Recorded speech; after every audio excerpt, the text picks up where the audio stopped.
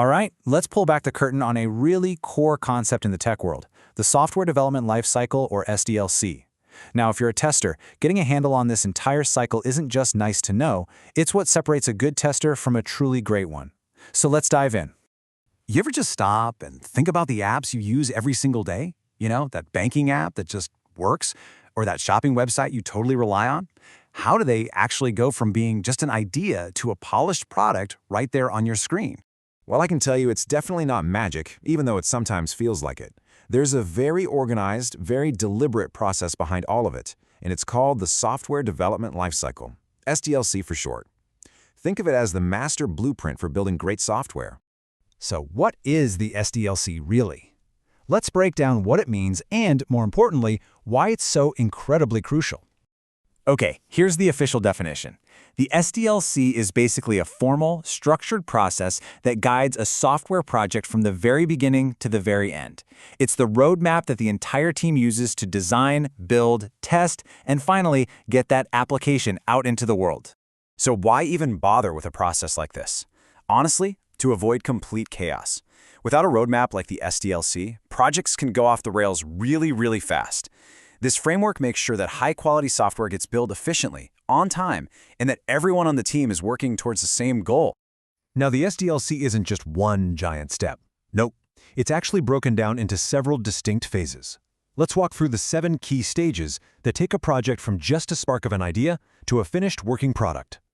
Okay, let's look at the whole cycle. It all starts with requirement analysis. That's basically figuring out what we're supposed to be building.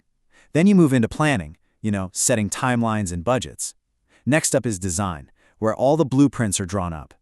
Then comes development, where coders actually write the code. And after that, the most important phase, testing. That's your time to shine.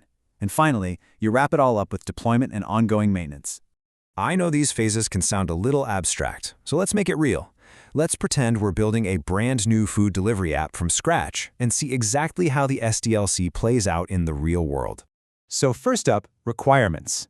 The team would figure out what users actually want. For our app, the main things are pretty simple. People need to be able to order food from nearby restaurants and track their delivery in real time. That's the core idea. Okay, so we know what we're building. Now we move into planning and design.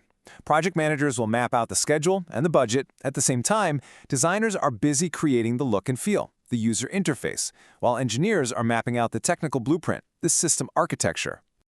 And now, the developers take center stage. This is the development phase.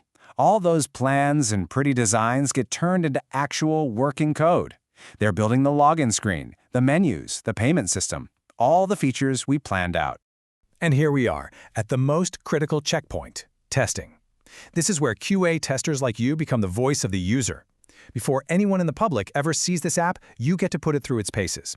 You try to break it, you find all the weird edge cases, and you make absolutely sure that everything, from ordering food to paying for it, is perfect. Once testing is done and the app is rock solid, it's time for deployment, releasing it out into the wild on the App Store. But the job's not done.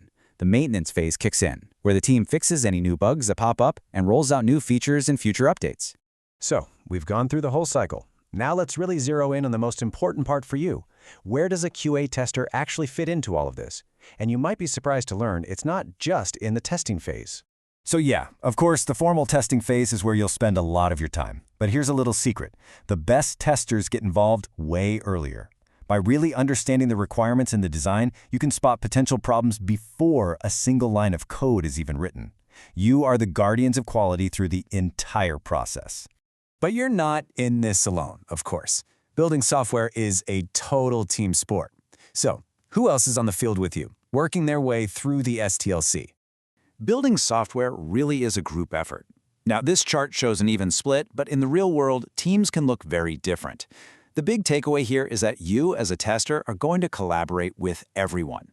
You'll talk to business analysts to understand requirements, you'll work with designers on the user experience, and you'll partner super closely with developers to find and fix bugs. It's a very interactive role.